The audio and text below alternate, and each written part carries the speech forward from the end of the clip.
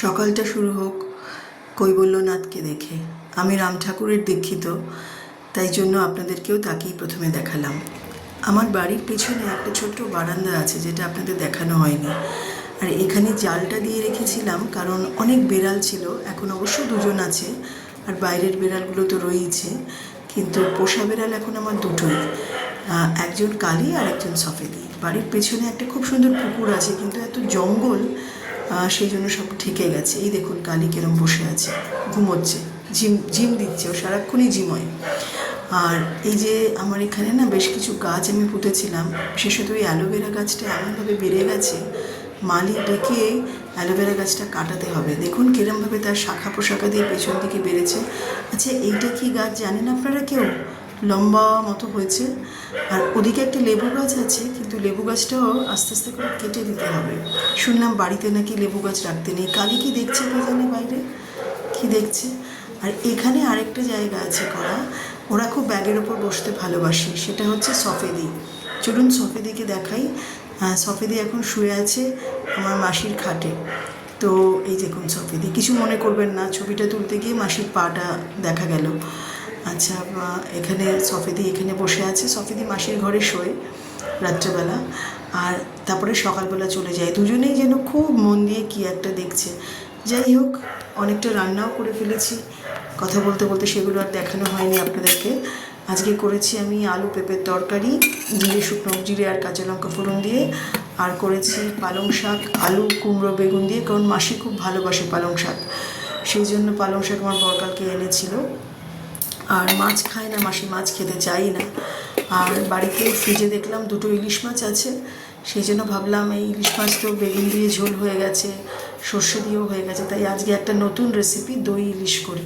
দই ইলিশ খেয়েছিলাম একজনদের বাড়িতে, খুব ভালো লেগেছিল। সেই জন্য কিছুই না, খুব সিম্পল, একটু জিরে ফোড়ন দেবেন, শুকনো লঙ্কা দেবেন, কাঁচা লঙ্কা দেবেন, হলুদ, নুন আর টক দইটাকে খুব ভালো করে আগে ফেটিয়ে নেবেন। তারপর ওটার মধ্যে একটু হলুদ মিশিয়ে নিয়ে তারপর করতে হবে। এদিকে ভাত বসিয়ে দিয়েছি, কারণ তাড়াতাড়ি খেতে দিয়ে আমাকে আবার বেরিয়ে যেতে হবে। আমার আজকে বাইরে অনেকগুলো ক্লাস আছে। তো আপনারা যারা জানেন না তাদের বলি, আমি কিন্তু ইংরেজিও পড়াই। তো যাই হোক, তখন চলুন রেসিপিটা কীভাবে করি আপনাদের দেখাই। প্রথমে একটু সর্ষের তেলের মধ্যে, রান্নাটা কিন্তু পুরোটাই সর্ষের তেলে হবে, জিরে ফোড়ন দেবেন। জিরেটা যখন সামান্য একটু লাল লাল হবে, সামান্য, আঁচটা একদম কমিয়ে করবেন। শুকনো লঙ্কাগুলো ফাটিয়ে নিয়েছি, শুকনো লঙ্কাগুলো দিয়ে দিলাম। তারপরে দিয়ে দেবো কাঁচা লঙ্কাটা, বাকি জিরেটাও তো অবশ্যই দেবো এখন। তো দিয়ে একটু সামান্য তেলের মধ্যে একটু নেড়ে নিতে হবে, সামান্য একটু নেড়ে নিতে হবে। নেড়ে নেওয়ার পরে এই যে টক দইটাকে আমি একদম মানে খুব করে ফেটিয়ে নিয়েছি, কোনো রকম গুটলি নেই, একদম হলুদ দিয়ে ভালো করে ফেটিয়ে নিয়েছি। তারপরে এই টক দইটা, তখন ওটা একটু ভাজা ভাজা হয়ে যাবে জিরেটা, তখন টক দইটা দিয়ে দেবো। তারপরে এই বাকি টক দইটাও একটু জল দিয়ে দেবো। তো দিয়ে ভালো করে একটুখানি মিশিয়ে নেবেন, তেলের সাথে একটু নেড়ে নেবেন। নেড়ে নেওয়ার পরে তারপরে যখন দেখবেন একটুখানি, আচ্ছা দইটা যখন দেবেন তখন কিন্তু আঁচটা একদম কমিয়ে দেবেন, আঁচ যেন একদম বাড়ানো না থাকে, তাহলে দই ফেটে যায়। তারপর মাথাটা দেবো না, আমি মাথাটা এমনি রাখবো। আর এই মাছটা, দুটো মাছই ছিল ফ্রিজে, তা মাছটা দিয়ে দিলাম। দিয়ে মাছটা দিয়েও আবার ঝোলটার সাথে ওই মানে টক দই, জিরে, শুকনো লঙ্কা, কাঁচা লঙ্কা এটা যেটা দিয়েছি তার সাথে ভালো করে ফেটিয়ে নেবো। তারপর বাটিতে না যে দইটুকু ছিল জল দিয়ে দিলাম। আর একটু চিনি দেবেন নামানোর আগে, কারণ এই রান্নাটা না একটু টক মিষ্টি খেতে হয়, খুব ভালো লাগে খেতে। একবার এই রেসিপিটা ট্রাই করেই দেখবেন, একই রকম রান্না করেন তো, একবার এটা করে দেখবেন, খুব ভালো লাগবে খেতে।